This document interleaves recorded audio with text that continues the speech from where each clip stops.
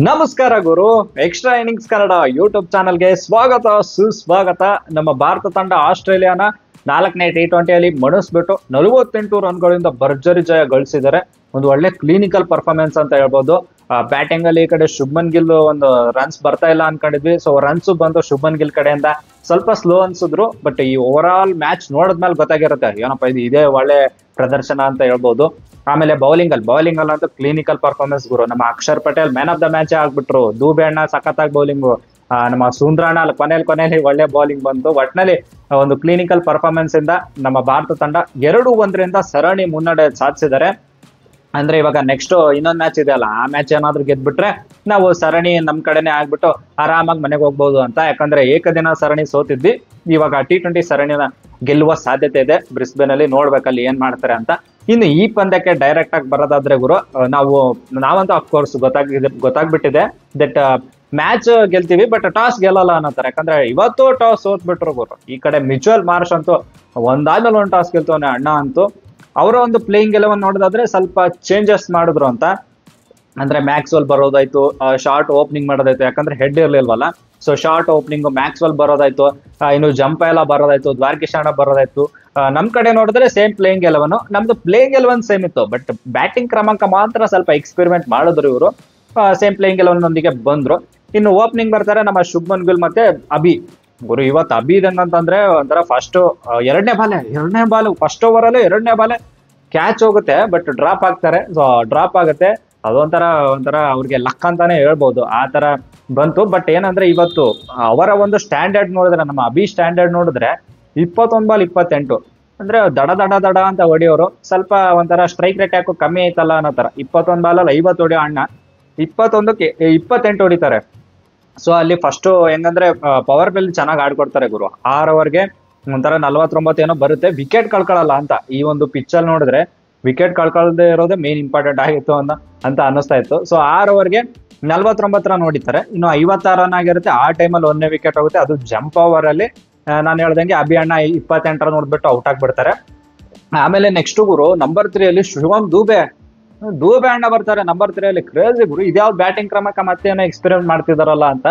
ಅಂದ್ರೆ ಸ್ಪಿನ್ನರು ನಮ್ ಜಂಪಾಗೆ ದಡ ಅಂತ ಹೊಡಿಯ ಅಂತ ಕರ್ಕೊಂಡು ಬಂದ್ರು ಅನ್ಸುತ್ತೆ. ಈ ಕಡೆ ಯಾರು ದೂಬೇನ ಪ್ರಮೋಟ್ ಮಾಡಿದ್ರು, ಬಟ್ ದೂಬಣ್ಣ ಒಂದ್ 6 ಹೊಡಿತಾರೆ ಜಂಪಾಗೆ. ನಮಗೊಂದು ಏನೋ ಫುಲ್ ಹೊರಗಡೆನೂ ಹೋಗುತ್ತೆ ಗುರು ಪಿಚ್. ಇದರಿಂದ ಯಾವ್ದೋ ಸ್ಟೇಡಿಯಂ ಇಂದಾನೆ ಹೊರಗಡೆ ಹೋದಂಗಿತ್ತು. ಅದೊಂದ್ ಬಿಟ್ರೆ ಸ್ವಲ್ಪ ಬಾಕಿ ಏನ್ ಬರಿಲ್ಲ ಅಂತದ್ದು. ಬಟ್ ಆದ್ರೂ 22 ರನ್ ಏನೋ ಹೊಡಿತಾರೆ 18 ಬಾಲ್ಗೆ. ಸ್ವಲ್ಪ ಸ್ಲೋ ಅನ್ಸಿದ್ರು, ಬಟ್ ಸ್ಟಿಲ್ ಒಂಥರ ಚೆನ್ನಾಗಿ ಬ್ಯಾಟಿಂಗ್ ಎಲ್ಲ ಸಿಕ್ತಲ್ಲ ನಮ್ ದೂಬೆ ಅಣ್ಣಂಗೆ. ಬ್ಯಾಟಿಂಗೇ ಸಿಗ್ತಾ ಇರಲಿಲ್ಲ. ಇನ್ನು ಔಟ್ ಆಗ್ಬಿಡ್ತಾರೆ, ಬೇಗನೆ ಔಟ್ ಆಗ್ಬಿಡ್ತಾರೆ. 88 ರನ್ ಏನೋ ಆಗಿರುತ್ತೆ ಅನ್ಸುತ್ತೆ. ಒಂದ್ 2ನೇ ವಿಕೆಟ್ ಏನೋ ಹೋಗುತ್ತೆ. ಆಮೇಲೆ ಈ ಕಡೆ ನಮ್ಮ ಸ್ಕೈಯು ಸಖತ್ತಾಗಿ ಬ್ಯಾಟಿಂಗ್ ಬರ್ತಾ ಇರುತ್ತೆ ಗುರು. ಅಂದ್ರೆ ಏನ್ ಗೊತ್ತಾ, 2ನೇ ವಿಕೆಟ್ ಪಾರ್ಟ್ನರ್ಶಿಪ್ ನೀವು ನೋಡಿದ್ರೆ ಹತ್ತತ್ರ ಒಂದು 39 ಏನೋ 29 ಬಾಲಲ್ಲಿ 32 ರನ್ ಏನೋ ಬರುತ್ತೆ ಗುರು. ಸ್ವಲ್ಪ ಸ್ಲೋ ಆದ್ರೂ ಪರವಾಗಿಲ್ಲ ಅನ್ನೋ ತರ ಏನೋ ಇತ್ತು. ಆಮೇಲೆ ಈ ಕಡೆ ಸ್ಕೈ ಒಳ್ಳೆ ಬ್ಯಾಟಿಂಗ್ ಗುರು. ಯಾಕಂತಂದ್ರೆ ಆ ಟೈಮಲ್ಲಿ 10 ಬಾಲ್ 20 ರನ್ ದಡಬಡ ಹೊಡಿತಾರೆ. ನಮ್ಮ ಶುಭ್ಮನ್ ಗಿಲ್ ಬೇರೆ ಚೆನ್ನಾಗಿ ಆಡ್ತಿರ್ತಾರೆ. ಇಬ್ರು ಒಳ್ಳೆ ಪಾರ್ಟ್ನರ್ಶಿಪ್ ಏನೋ ಬರ್ತಾ ಇರುತ್ತೆ ಇಬ್ರು ಕಡೆಯಿಂದನು. ಬಟ್ ಯಾವಾಗ 14 ಓವರ್ 121 ರನ್ ಏನೋ ಆಗಿರುತ್ತೆ, 2 ವಿಕೆಟ್ ಹೋಗಿರುತ್ತೆ. ಅಲ್ಲಿಂದ ನೇತನ್ ಎಲ್ಲಿಸ್ ಬಂದ್ಬಿಟ್ಟು ಅಣ್ಣ ಏನೇನೋ ಆಗ್ಬಿಡುತ್ತೆ. ಯಾಕಂದ್ರೆ ಈ ಕಡೆ ಶುಭ್ಮನ್ ಗಿಲ್ ಬೋಲ್ಡ್ ಆಗ್ತಾರೆ ಗುರು. ಲಾಸ್ಟ್ 6 ಓವರ್ಸ್ಗೆ 46 ಫಾರ್ 6 ಕೊಲ್ಯಾಪ್ಸ್, ಅಬ್ಸಲ್ಯೂಟ್ ಕೊಲ್ಯಾಪ್ಸ್ ಆಗ್ಬಿಡ್ತೀವಿ ನಾವು. ಈ ಕಡೆ ನೇತನ್ ಎಲ್ಲಿಸ್ ಬಂದ್ಬಿಟ್ಟು ಶುಭ್ಮನ್ ಗಿಲ್ ಬೋಲ್ಡ್. ಆಮೇಲೆ ಈ ಕಡೆ ನಮ್ಮ ಸ್ಕೈ ಬಾಟ್ಲಾಡ್ಗೆ ವಿಕೆಟ್ ಕೊಟ್ಬಿಡ್ತಾರೆ.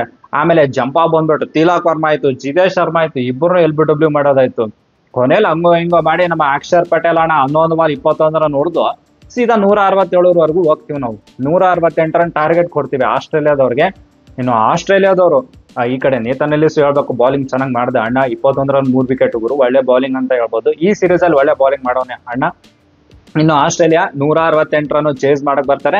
ಅವ್ರ ಕಡೆಯಿಂದ ಓಪನಿಂಗ್ ಪಾರ್ಟ್ನರ್ಶಿಪ್ ಒಂದ್ ಲೆವೆಲ್ಗೆ ಬಂತು ಅಂತ. 37 ರನ್ 0 ವಿಕೆಟ್ ಏನೋ ಇರುತ್ತೆ ಗುರು. ಬಟ್ ನಮ್ಮ ಅಕ್ಷರ್ ಪಟೇಲ್ ಬಿಡ್ಬೇಕಲ್ಲ ಬ್ಯಾಟಿಂಗ್ ಮಾಡಕ್ಕೆ. ಈ ಕಡೆ ಶಾರ್ಟ್ ನ LBW ಮಾಡ್ಬಿಡ್ತಾರೆ, ಬಲೆಗೆ ಹಾಕ್ಬಿಡ್ತಾರೆ. ಸೊ ಕ್ರೇಜಿ ಆಗಿ ಬೌಲಿಂಗ್ ಬಂತು ನಮ್ಮ ಅಕ್ಷರ್ ಪಟೇಲ್ ಕಡೆಯಿಂದ. ಇಂಗ್ಲಿಷ್ ಆಡೋದು ಅವರೇ ಔಟ್ ಮಾಡ್ಬಿಡ್ತಾರೆ. 37 ರನ್ 1 ವಿಕೆಟ್, 67 ರನ್ 2 ವಿಕೆಟ್ ಏನೋ ಆ ತರ ಇರುತ್ತೆ. ಪವರ್ ಪ್ಲೇ ಅಲ್ಲಿ ಅವ್ರದ್ದು ಒಂದು 48 ರನ್ 1 ವಿಕೆಟ್ ಏನೋ ಇರುತ್ತೆ ಗುರು, ಆ ತರ ಇರುತ್ತೆ. ಬಟ್ ನಮ್ಮ Akshar Patel 2 wicket main wicket ತೆಗಿತಾರೆ. 4 ಓವರ್ 20 ರನ್ 2 ವಿಕೆಟ್ ಗುರು ನಮ್ಮ ಅಕ್ಷರ್ ಪಟೇಲ್ ಕಡೆಯಿಂದ. ಒಳ್ಳೆ crazy performance, player of the match ಕೂಡ ಅವರೇ. ಆಮೇಲೆ ಇನ್ನು ದೂಬೆ ಅಣ್ಣ ಅಂತೂ ಮಿಚ್ ಮಾರ್ಷ್ ಮತ್ತೆ ಟೀಮ್ ಡೇವಿಡ್ ಟೀಮ್ ಡೇವಿಡ್ಗೆ ಸಿಂಹ ಸ್ವಪ್ನನೇ ಆಗ್ಬಿಟ್ಟು ನಮ್ಮ ಅಣ್ಣ ಅಂತ.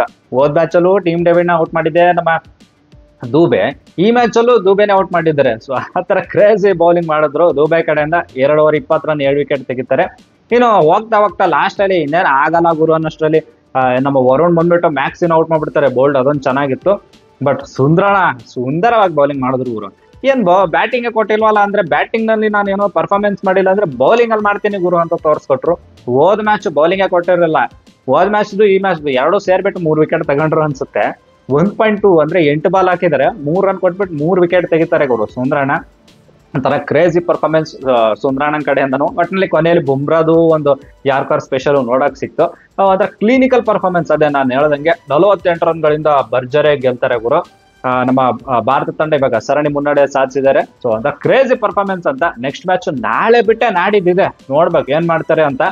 ಬ್ರಿಸ್ಬೇನ್ ಅಲ್ಲಿ ಕ್ರೇಜಿ ಪರ್ಫಾರ್ಮೆನ್ಸ್ ಅಲ್ಲೂ ಕೊಟ್ಬಿಟ್ಟು ಸರಣಿ ನಾವೇ ಒಂಥರ ತಗೊಂಡೋದ್ರೆ ಮಜಾ ಇರುತ್ತೆ ಅಂತ. ನೋಡುವ ಏನ್ ಮಾಡ್ತಾರೆ. ಆಮೇಲೆ ಇವ್ರು ಎಕ್ಸ್ಪೆರಿಮೆಂಟ್ ಮಾಡ್ತಾರ ಏನ್ ಕತೆ ಗೊತ್ತಿಲ್ಲ, ಅಲ್ಲಿ ಏನ್ ಮಾಡ್ತಾರೆ ಅಂತ ನೋಡ್ಬೇಕು. ನಾಡಿದ್ದೇ ಇರೋದ್ರಿಂದ ಆದಷ್ಟು ಬೇಗ ನಾಳೆನೆ ಪ್ರಿವ್ಯೂ ಎಲ್ಲ ಮಾಡ್ಬೇಕಾದ್ರೆ ಗೊತ್ತಾಗ್ಬಿಡುತ್ತೆ.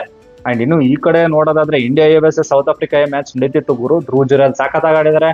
WPL ರಿಟೆನ್ಷನ್ಸ್ ಬೇರೆ ಬಂದಿದೆ. ನಿನ್ನೆ ಡಿಸ್ಕಸ್ ಮಾಡಿದ್ವಿ, ಬಟ್ ಇವತ್ತು ಸ್ವಲ್ಪ ಎಷ್ಟೆಷ್ಟು ಕೋಟಿ ಯಾರ್ಯಾರಿಗೆ ಹೆಂಗೆ ಕೊಟ್ಟಿದ್ದಾರೆ ಅದ್ರ ಬಗ್ಗೆ ಒಂಚೂರು ನೀಟಾಗಿ ನೋಡ್ಬೇಕು. ಅದೆಲ್ಲ ಲೈವ್ ಅಲ್ಲಿ ಡಿಸ್ಕಸ್ ಮಾಡೋಣ. ಇವತ್ತು 10:20ಕ್ಕೆ ಲೈವ್ ಜಾಯ್ನ್ ಆಗಿ ಅಲ್ಲಿ ಅದರಲ್ಲೆಲ್ಲ ಡಿಸ್ಕಸ್ ಮಾಡೋಣ. ಅಂಡ್ ಈ ಪಂದ್ಯ ನೋಡೋರ್ಗೆ ಏನ್ ಅನಿಸ್ತು ಅಂತ ಕಮೆಂಟ್ ಬಾಕ್ಸ್ ಅಲ್ಲೂ ಕಮೆಂಟ್ ಮಾಡಿ ಅಂತ ಹೇಳ್ತಾ, ಈ ವಿಡಿಯೋ ನಿಮ್ಗೆ ಇಷ್ಟ ಆದ್ರೆ ಪ್ಲೀಸ್ ಲೈಕ್, ಶೇರ್, ಸಬ್ಸ್ಕ್ರೈಬ್ ಮಾಡೋದು ಮಾತ್ರ ಮರಿಬೇಡಿ ಅಂತ ಹೇಳ್ತಾ, that's it for the day. Bye. ಜೈ ಕರ್ನಾಟಕ. ಮತ್ತೆ ಭೇಟಿಯಾಗೋಣ. ನಮಸ್ಕಾರ.